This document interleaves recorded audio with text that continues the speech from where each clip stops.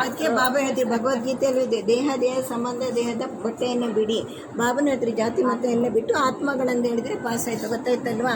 ಆತ್ಮ ಆದಾಗಲೇ ದೇವಾತ್ಮ, ಆತ್ಮ ಆಗದಲ್ಲೇ ಅಭಿಮಾನ ಅಪಮಾನ ಎಲ್ಲ ಸಮಾಪ್ತಿಯಾಗಿ ಬ್ರಹ್ಮಕುಮಾರಿಯರ ಆತ್ಮಕ್ಕೆ ಜ್ಞಾನ ಕೊಟ್ಟು ಆತ್ಮದಲ್ಲಿ ಪದುಮ ಭಾಗ್ಯ. ಆವಾಗ ನನ್ನ ಮನೆ ನಂದನ್ನೋದು ಹೋಗಿ ಇಡೀ ವಿಶ್ವ ವಸುದೈವ ಕುಟುಂಬ ಎನ್ನುವ ಶಿಕ್ಷಣ. ಹಾಗಾಗಿ ನಾವು ಆತ್ಮದ ಸ್ಮೃತಿಯಲ್ಲೇ ಇರಬೇಕು. ಆತ್ಮ ಇದ್ದಾಗ ನಮ್ಮಲ್ಲಿರುವ ಎಲ್ಲ ಅವಗುಣಗಳು, ಕೆಟ್ಟ ಶಬ್ದಗಳು, ದೃಷ್ಟಿಗಳು ಹೋಗ್ತದೆ. ಆತ್ಮದ ಸ್ಮೃತಿಯಲ್ಲಿದ್ದಾಗ ನಿಮಗೆ ಅನುಭವ ಆಗಬೇಕು. ಈ ಯಜ್ಞಕ್ಕೆ ಬ್ರಹ್ಮ ತಂದೆ ಹಾಗೆ ಎಷ್ಟೋ ಜನ ಹಾಕಿದ್ದಾರೆ.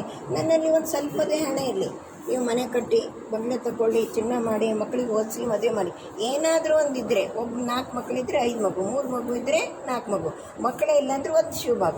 ಹಾಗೆ ಅವನಿಗೂ ನೀವು ಆ ಭಂಡಾರಕ್ಕೆ ಹಾಕುವಾಗ 5 ರೂಪಾಯಿ ಹಾಕಿದರೆ 5,000, 10 ರೂಪಾಯಿ ಹಾಕಿದರೆ 10 ಲಕ್ಷ.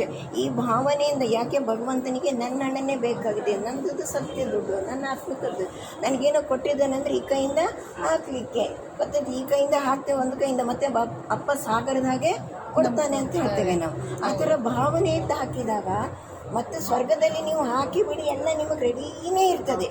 ಗೊತ್ತಾಯ್ತಲ್ವಾ? ಎಲ್ಲ ರೆಡಿನೇ ಇರ್ತದೆ ಅಲ್ಲಿ. ಮದುವೆ ಚಿನ್ನದ ಇಟ್ಟಿಗೆ ವಜ್ರ ಏನೇ ಇದೆ ಅಂತ ಡೈಮಂಡ್ ಯುಗ, ಅದು ಚಿನ್ನದ ಯುಗ. ಗೊತ್ತಾಯ್ತಲ್ವಾ? ಯಥಾರಾಜರಣಿ ತದ್ದಪ್ರ. ಎಷ್ಟೆಷ್ಟು ನೀವು ಇದನ್ನು ಅನುಭವ ಮಾಡಿ ಇದು ಮಾಡ್ತಿರೋ. ಯಾಕಂತಾರೆ ಬಾಬಾ ಅಂತಿಮದಲ್ಲಿ ಪಟ್ಟ ಸತ್ತಿ ಬೆಳಿಗ್ಗೆ ರಾತ್ರಿ ಮಲ್ಕೊಂಡಿದ್ದೇವೆ, ಮತ್ತು ಬೆಳಿಗ್ಗೆ ಅದು ಆಗದಿದ್ರೆ ಆಯಿತು, ಆದರೂ ಸತ್ಯದಲ್ಲಿ ಸಿಗ್ತದೆ. ಆದರೂ ಏನು ಹೇಳಿ ಬಾಬಾ ಹೇಳಿದ್ರೆ, ಅಂತಿಮದಲ್ಲಿ ಮದುವೆಗೆ ಹೋದಾಗ ಟ್ರೈನ್ ಅಲ್ಲೇ ಕಟ್ಟಾಗ್ಬೋದು. ಯಾಕೆ ಹೋಗಲಿಕ್ಕೆ ಎಲ್ಲೇ ಇಲ್ಲ, ವಿಮಾನ ಮತ್ತೆ ಇಲ್ಲದೆ ಇರ್ಬೋದು. ಏನು ನಮ್ದೆಲ್ಲ ಬ್ಯಾಂಕಲ್ಲಿ ಇದೆ, ಅದು ಏನಾಗ್ಬೋದು, ಬ್ಯಾಂಕೇ ಲಾಸ್ ಆಗ್ಬೋದು, ಬ್ಯಾಂಕೇ ಕ್ಲೋಸ್ ಆಗ್ಬೋದು. ಯಾವ ಟೈಮಲ್ಲಿ ಏನಿರ್ತದೆ ಅಂತ ಗೊತ್ತಿಲ್ಲ. ಆದರೆ ನೀವು ಇಲ್ಲಿ ಅಪ್ಪನ ಭಂಡಾರಕ್ಕೆ ಹಾಕಿದ್ದಾದರೆ ಏನು ತಿಂಗಳಿಗೆ ಇಷ್ಟ ಅಂತ ಅಕ್ಕರ ಕೈಲಿ ಕೊಡಲೇಬೇಕು. ದೃಷ್ಟಿ ಕೊಡ್ತಾರೆ, ಇದು ಕೊಡ್ತಾರೆ, ಏನಾದರೂ ನಿಮಗೆ ಏನೇ ಆದರೂ ಕೊಟ್ಟಿದ್ರು ಅಲ್ಲಿ ಅರ್ಧಾಂಶ ಕಟ್ಟಾಗ್ತದೆ, ಮತ್ತು ಅರ್ಧಾಂಶ ನಿಮ್ಮಲ್ಲಿ ಸ್ವಚ್ಛದಲ್ಲಿ ಬರ್ತದೆ. ಅದು ಈ ಭಂಡಾರಕ್ಕೆ ಹಾಕುವಾಗ ಭಾವನೆಯಿಂದ ನನ್ನ ಭಾಗ್ಯ, ನನ್ನ ಅದೃಷ್ಟ ಅಂಥೇಳಿ ನೀವು ಹಾಕಿದ್ದೆ ಆದರೆ ಅದು ಅಂತಿಮದಲ್ಲಿ ನಮಗೆ ಕಾರ್ಯಕ್ಕೆ ಬರ್ತದೆ. ಎಲ್ಲೇ ಇರಿ, ಅಣ್ಣಂದಿರ್ಗಾದ್ರು ನೋಡಿ, ಬಟ್ಟೆ ಇದ್ರು ಅಂತ ಉಟ್ಕೊಂಡು ಎಲ್ಲೋ ಹೋಗಿ ಕಾಡಲ್ಲಿ ಏನೋ ಹಣ್ಣು ತಿಂದಿರ್ತೇನೆ, ಅಕ್ಕರೆ ಏನು ನಮಗೆ ಈ ಶರೀರ ಇದ್ದಷ್ಟು ಜಾಗ ಬೇಕೇ ಬೇಕು, 4 ಗೋಡೆ ಬೇಕು, ಮೈ ಬಟ್ಟೆ ಬೇಕೇ ಬೇಕು. ಬಟ್ಟೆಗಾದರೂ ಬಾಬಾ ಹೇಳ್ತಿದ್ದೇನೆ ಸೂಬಿ ರಸ ಕುಡಿಸ್ತೇನೆ ಅಂತ, ಇರಬೇಕಾ ಬೇಡವಾ? ಮತ್ತು ಪುನಃ ಸೂಬಿ ರಸ ಕುಡಿಸಿ ಕೆಳಗೆ ಬಿಡ್ತೇನೆ ಅಂದಿದ್ದಾರಲ್ವ.